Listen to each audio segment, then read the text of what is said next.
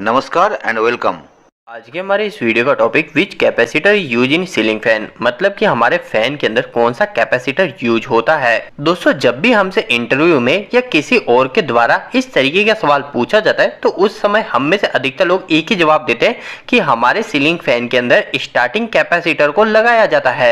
लेकिन दोस्तों, यह जवाब पूरी तरीके से गलत है। हमारे सीलिंग फैन में स्टार्टिंग कैपेसिटर नहीं लगा होता। तो अब अगर फ्यूचर में कभी आपसे इसके बारे में सवाल पूछा जाता है तो उस समय आप क्या जवाब देंगे, इसका सही जवाब क्या है, वही आज के छोटे से वीडियो में हम जान लेंगे। तो बिना देरी के वीडियो को स्टार्ट कर लेते हैं। दोस्तों, वीडियो के स्टार्टिंग में हम सबसे पहले बात करते हैं कि आखिरकार मार्केट में आपको कौन कौन से कैपेसिटर सुनने को मिलते हैं। तो जनरली हमें जो बार बार कैपेसिटर के नाम सुनने में मिलते हैं वो हमको तीन होते हैं। एक होता है स्टार्टिंग कैपेसिटर, एक हो जाता है हमारा रनिंग कैपेसिटर और एक और हो जाता है हमारा परमानेंट कैपेसिटर। अब अगर दोस्तों हम इन तीनों ही कैपेसिटर के बारे में 2 मिनट के अंदर समझ ले तो हमको हमारे आज के सवाल का जवाब भी मिल जाएगा और साथ ही साथ हमारे फ्यूचर में इलेक्ट्रिकल से जुड़े और भी जरूरी कॉन्सेप्ट क्लियर हो जाएंगे। तो इसके लिए दोस्तों हम इन तीनों ही कैपेसिटर के बारे में एक एक करके अच्छे से जान लेते हैं। दोस्तों, सबसे पहले अगर हम हमारे स्टार्टिंग कैपेसिटर की बात करें तो हमें इसके नाम से ही पता चलता है। स्टार्टिंग कैपेसिटर को आप हमारी उस मोटर में देख सकते हो जिस मोटर के अंदर हमें स्टार्टिंग में ज्यादा टॉर्क की आवश्यकता होती है। दोस्तों, यहाँ पर कई लोग जब भी टॉर्क बढ़ाते हैं तो कंफ्यूज हो जाते हैं। तो आपको बिल्कुल भी कंफ्यूज नहीं होना है। टॉर्क का मतलब एक तरह से हमारा प्रेशर ही होता है। अगर मैं आपको इसे थोड़ा सा और अच्छे से बताऊं तो इस स्टार्टिंग टॉर्क को आप सभी ने कई बार महसूस किया है। आपने कई बार बचपन में साइकिल को स्टार्ट किया होगा तो आपने देखा होगा जब हम स्टार्टिंग में साइकिल को स्टार्ट करते हैं तो उस समय हमें ज्यादा प्रेशर की आवश्यकता होती है। लेकिन एक बार हमारी साइकिल चलने लग जाती है, कंटिन्यू रनिंग हो जाती है, तो उस समय हम धीरे धीरे पेडल मारते हैं तो भी हमारी साइकिल चलती रहती है। तो दोस्तों, साइकिल के केस में स्टार्टिंग के समय आपको क्या लगाना पड़ा? स्टार्टिंग के समय आपको ज्यादा प्रेशर लगाना पड़ा। आप बोल सकते हो कि आपको उस समय ज्यादा टॉर्क की आवश्यकता थी। तो दोस्तों, सेम यही चीज हमारे मोटर के केस पे भी लागू होती है। जब हमारी मोटर बंद रहती है तो उस समय जब हम मोटर को इनिशियली स्टार्ट करते हैं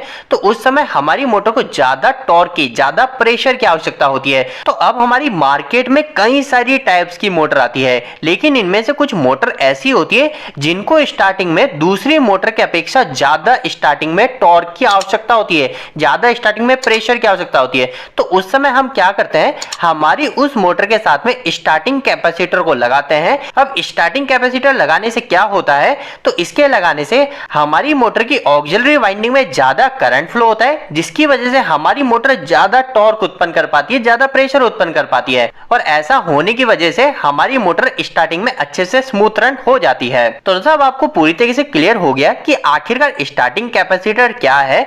लेकिन दोस्तों, स्टार्टिंग कैपेसिटर के केस में आपको एक और बात ध्यान रखनी है। जब भी हम हमारी मोटर पर स्टार्टिंग कैपेसिटर को लगाते हैं या आप देखते हो कि आपकी किसी मोटर पर स्टार्टिंग कैपेसिटर लगा हुआ है, तो उस समय आप एक और चीज देखोगे कि हम हमारी मोटर को थोड़ी देर चलने के बाद में उस स्टार्टिंग कैपेसिटर को डिस्कनेक्ट कर देते हैं, हमारी मोटर से डिस्कनेक्ट कर देते हैं। आखिरकार ये सारा प्रोसेस कैसे होता है, तो इसके लिए एक सेंट्रीफ्यूगल नाम का स्विच लगा होता है हमारी मोटर के अंदर। वो स्विच ही हमारी मोटर को अच्छी स्पीड पर जाने के बाद में अपने आप डिस्कनेक्ट कर देता है। इन पूरी बात का मतलब सिंपल सा है कि जो स्टार्टिंग कैपेसिटर होता है वह सिर्फ हमारी मोटर को स्टार्टिंग में टॉर्क, स्टार्टिंग में प्रेशर देने का काम करता है।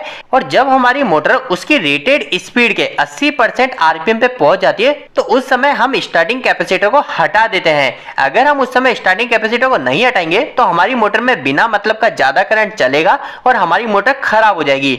तो अब आपको पूरी तरीके से स्टार्टिंग कैपेसिटर के बारे में क्लियर हो गया है कि आखिरकार स्टार्टिंग कैपेसिटर का क्या काम है और इसे कैसे लगाया जाता है।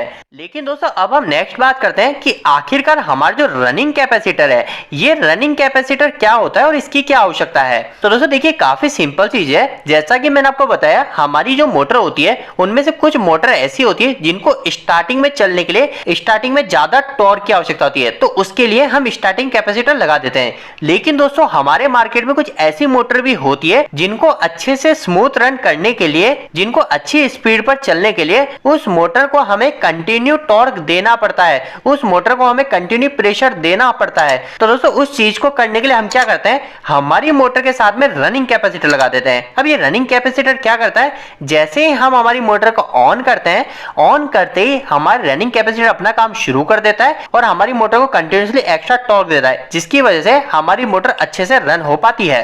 अभी दोस्तों यहाँ पर हमने स्टार्टिंग और रनिंग कैपेसिटर को जान लिया है, लेकिन थोड़ा सा इन दोनों के बारे में अगर आप डिफरेंस देखो तो सिंपल सा डिफरेंस है कि हमारा जो स्टार्टिंग कैपेसिटर होता है ये सिर्फ स्टार्टिंग में हमारी मोटर में लगता है, बाद में हम इसे हटा देते हैं। लेकिन हमारा जो रनिंग कैपेसिटर होता है ये रनिंग कैपेसिटर स्टार्टिंग से मोटर में लगा रहता है और जब तक हम हमारी मोटर को बंद नहीं करते तब तक ये हमारी मोटर में कंटिन्यू चलता रहता है। तो इस तरीके से आपको इन दोनों कैपेसिटर के बारे में क्लियर हो गया। लेकिन दोस्तों अगर आपके सामने कभी ऐसी कोई मोटर आती है जिसके अंदर हमारे दो कैपेसिटर लगे हैं, क्योंकि कई सारी मार्केट में ऐसी मोटर है जिसके अंदर दो कैपेसिटर लगे हैं, उस मोटर को हम टू वैल्यू कैपेसिटर मोटर भी बोलते हैं या फिर हम हमारी capacitor start capacitor run motor बोलते हैं। तो अगर आपसे उस समय पूछा जाए कि इस मोटर में दो कैपेसिटर लग रहे हैं, इसमें से स्टार्टिंग कौन सा है रनिंग कौन सा है, तो आप आसानी से पता कर सकते हो। कैसे पता करोगे? हमारा जो स्टार्टिंग कैपेसिटर होता है ना, इसकी वैल्यू हमारे रनिंग कैपेसिटर से काफी ज्यादा होती है। हमारा रनिंग कैपेसिटर कम वैल्यू का होता है, स्टार्टिंग कैपेसिटर बहुत ज्यादा बड़ी वैल्यू का होता है। तो इस तरीके से आप स्टार्टिंग कैपेसिटर को पहचान कर सकते हो।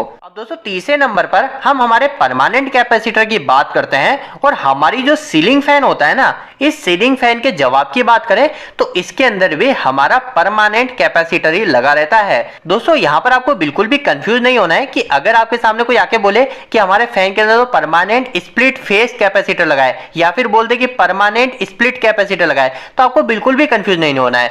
ये हमारे इस परमानेंट कैपेसिटर के कई सारे नाम है। तो अभी के लिए आपको ये जवाब तो मिल गया कि आखिरकार हमारे फैन के अंदर परमानेंट कैपेसिटर लगा हुआ है। लेकिन हमारे सामने एक और सवाल बैठता है कि आखिरकार परमानेंट कैपेसिटर क्या है, आखिर इसे कब और कैसे यूज लिया जा रहा है। तो दोस्तों यहाँ पर मैं आपको एक सिंपल सी और बहुत जरूरी जानकारी देने वाला हूं जो कि काफी कम लोगों को पता होता है। अधिकतर लोग हमारे रनिंग कैपेसिटर को और परमानेंट कैपेसिटर को अलग अलग समझ रहे होते हैं, लेकिन दोस्तों ये पूरी तरीके से सेम ही होते हैं। अगर आपको कभी रनिंग कैपेसिटर की वैल्यू निकालनी है और परमानेंट कैपेसिटर की वैल्यू निकालनी है तो इन दोनों का फॉर्मूला भी हमारा सेम होता है। यह दोनों ही कैपेसिटर हमारे मोटर के साथ में परमानेंट जब तक हमारी मोटर चलती रहती है तब तक लगे रहते हैं। मतलब मोटर स्टार्ट तो हमारी कैपेसिटर मोटर में चलने लग जाते हैं, हमारी मोटर को एक्स्ट्रा करंट देते हैं जिसकी मदद से मोटर एक्स्ट्रा टॉर्क जनरेट कर पाती है, और जब हमारी मोटर को बंद करते हैं उसी समय हमारे कैपेसिटर भी ऑफ होते हैं। लेकिन दोस्तों सवाल ये उठता है, अगर ये दोनों सेम ही है तो इन दोनों को अलग अलग नाम से क्यों कंफ्यूज किया जा रहा है? क्यों कहीं पे हम रनिंग कैपेसिटर बोल रहे हैं, क्यों कहीं पे परमानेंट कैपेसिटर बोल रहे हैं?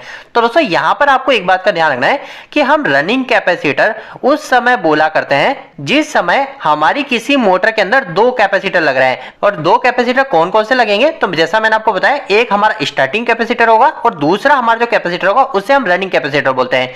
लेकिन इसी चीज को अगर आप कभी देखेंगे कि आपकी मोटर के अंदर सिर्फ एक ही कैपेसिटर लग रहा है, एक ही रनिंग कैपेसिटर लग रहा है, तो उस समय हम उस रनिंग कैपेसिटर को कई केसेस में रनिंग कैपेसिटर बोलते हैं, लेकिन अधिकतर केसेस में हम वहां पर परमानेंट कैपेसिटर का वर्ड यूज में लेते हैं। और अगर हम हमारे सीलिंग फैन की बात करें तो हमारे सीलिंग फैन के अंदर भी परमानेंट कैपेसिटर लगा रहता है। यहां पर आपको एक और बात यह भी ध्यान रखनी है कि हमारा जो परमानेंट कैपेसिटर होता है, मतलब कि हमारा जो रनिंग कैपेसिटर होता है, यह हमारी मोटर को कंटिन्यू टॉर्क देता रहता है। इसी वजह से आप देखोगे कि कभी अगर हम सीलिंग फैन से हमारे परमानेंट कैपेसिटर को हटा देते हैं तो हमारे सीलिंग फैन को हमें स्टार्टिंग में धक्का लगाना पड़ता है। वो इसी वजह से लगाना पड़ रहा है क्योंकि हमारे फैन को स्टार्टिंग में चलते समय थोड़े अमाउंट में स्टार्टिंग टॉर्क की जरूरत होती है। तो इसलिए जब भी हम हमारे फैन के साथ में परमानेंट कैपेसिटर लगाते हैं तो पहली चीज तो हमें यह मिल जाती है, हमारे फैन को स्टार्टिंग टॉर्क मिल जाता है और जिसकी मदद से हमारा फैन ऑटोमेटिक स्टार्ट हो जाता है, हमें धक्का लगाना नहीं पड़ता। इसके अलावा दोस्तों दूसरी एक और चीज आपने देखी होगी कि अगर कभी आप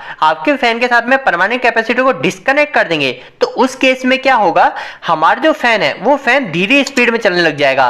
अब आप बोलेंगे कि आखिरकार वो धीरे स्पीड में क्यों चलने लग गया? तो इसका भी जवाब काफी ज्यादा सिंपल है। जैसा कि मैंने आपको बताया कि हमारा जो परमानेंट कैपेसिटर होता है ये हमारी मोटर के साथ में कंटिन्यू लगा रहता है। ऐसा नहीं सिर्फ स्टार्टिंग में लगता है और फिर हट जाता है, ये हमारी मोटर के साथ में कंटिन्यू लगा रहता है। तो अभी हमारे फैन के केस में ये हमारे फैन के साथ में कंटिन्यू लगा रहेगा और हमारा फैन जब तक चल रहा है उतनी देर तक हमारे फैन को ये एक्स्ट्रा टॉर्क देता रहता है, जिसकी वजह से हमारे फैन की स्पीड भी ज्यादा बनी रहती है। तो आपको इस बात का जरूर से ध्यान रखना है कि परमानेंट कैपेसिटर का काम हमारी मोटर की स्पीड को बनाए रखना होता है। तो दोस्तों उम्मीद है कि आज के इस वीडियो के माध्यम से आपको कुछ नई और कुछ बेहतर जानकारी मिली होगी। आपको यह वीडियो कैसा लगा, इस वीडियो को लाइक करके जरूर बताएं। अगर आपको कोई भी सवाल इस वीडियो के प्रति या फिर लगे तो आप मुझे नीचे कमेंट बॉक्स में कमेंट करके पूछ सकते हैं। आप कितना पढ़ाई किया ये जरूरी नहीं है, आपके अंदर अगर ललक और लगन है इलेक्ट्रिकल और इंस्ट्रूमेंटेशन का, पूरी पढ़ाई मेरे वीडियो से आप सीख सकते हैं। तो पूरी पढ़ाई करने के लिए जुड़ जाइए मेरे चैनल के साथ, सब्सक्राइब करके और देखते रहिए मेरा एक एक वीडियो लेसन बाय लेसन। मेरे चैनल में जाकर शुरू से एक एक वीडियो को देखिए और सीखिए इलेक्ट्रिकल और इंस्ट्रूमेंटेशन का पूरा काम।